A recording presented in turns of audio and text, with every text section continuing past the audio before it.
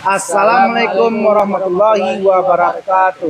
Kami akan melaksanakan praktik coaching tugas demonstrasi kontekstual modul 2.3. Saya Askari Rahim sebagai observer. Saya Ilhami Indra sebagai coach. Saya Agustin Mego sebagai coaching. Selamat menyaksikan. Selamat siang Pak Il. Siang Pak Ari. Apa kabarnya hari ini? Alhamdulillah Pak Ari sehat. Bagaimana Pak Ari? Pak Ari juga Alhamdulillah juga sehat. Alhamdulillah. Pada hari ini saya akan melakukan praobservasi dari coaching yang akan Bapak lakukan. Iya Pak, ya Pak. Jadi saya akan sampaikan rubrik-rubrik penilaiannya terlebih dahulu ya Pak Il. Iya Pak, ya Pak. Prinsip coaching itu kemitraan, kreatif, memaksimalkan kompetensi dan memiliki kompetensi inti dari coaching, yaitu present, mendengarkan aktif, memberi pertanyaan berbobot, dan jangan lupa menerapkan alur peta ya Pak Il. Iya Pak, ya Pak.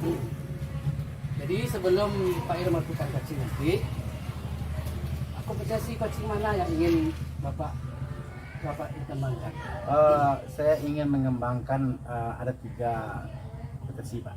Yang pertama itu kehadiran penuh, yang kedua itu teknik rasa, yang ketiga itu pertanyaan yang berbobot. Ya. Dari yang ketiga Bapak sebutkan tadi, bagian mana kompetensi yang ingin Bapak kembangkan?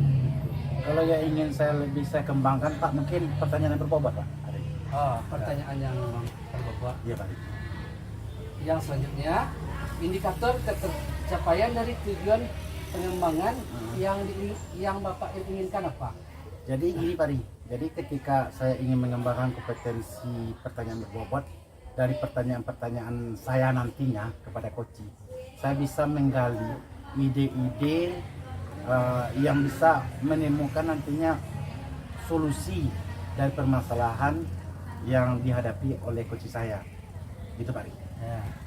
Semoga coaching yang Bapak lakukan nantinya berjalan dengan baik ya Pak ya. Amin Pak, amin Pak.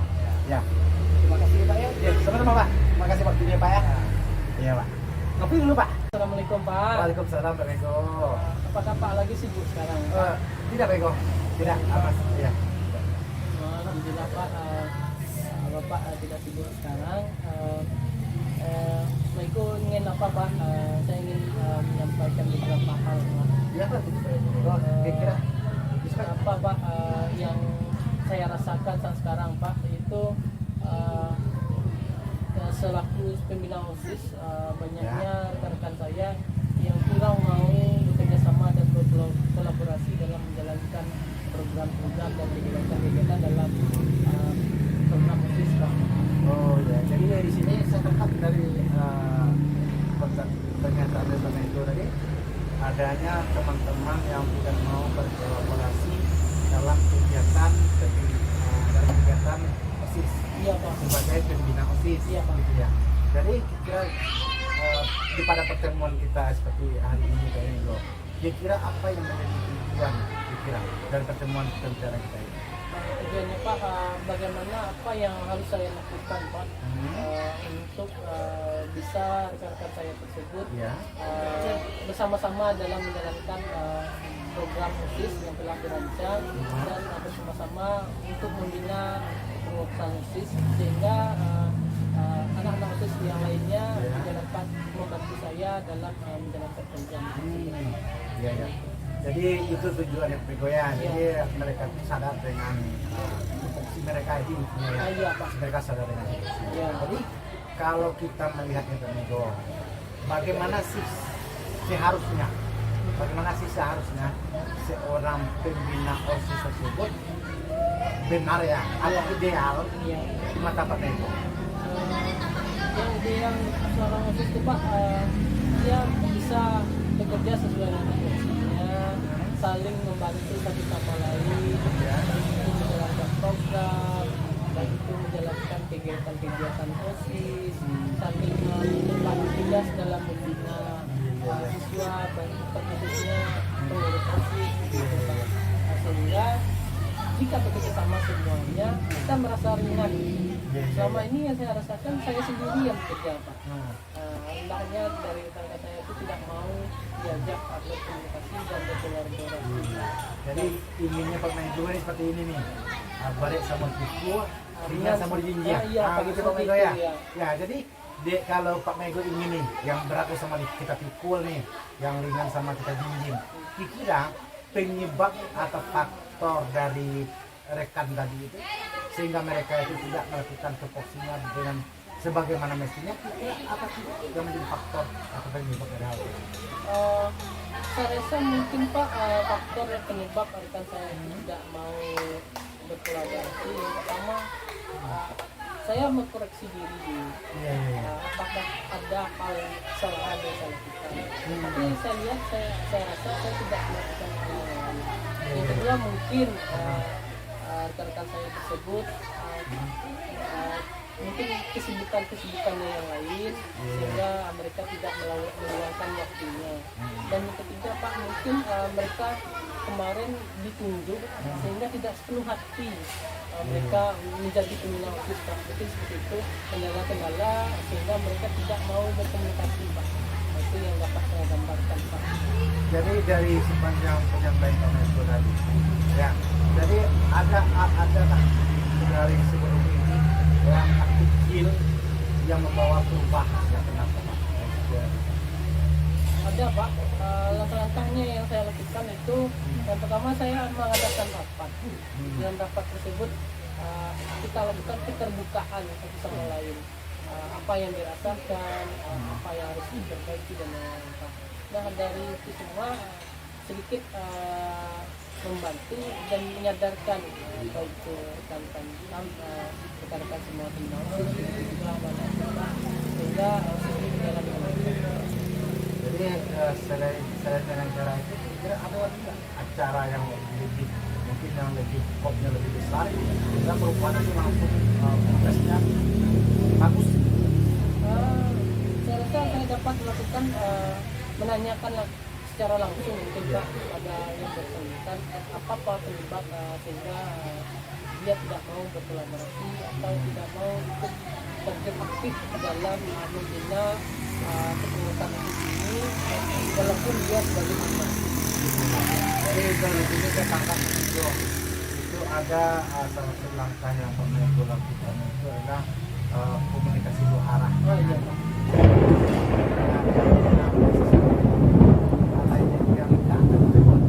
Jadi langkah ini kira-kira bagaimana Pak Menko komitmen dalam melakukannya sehingga komunikasi dua arah tersebut bisa diwujudkan.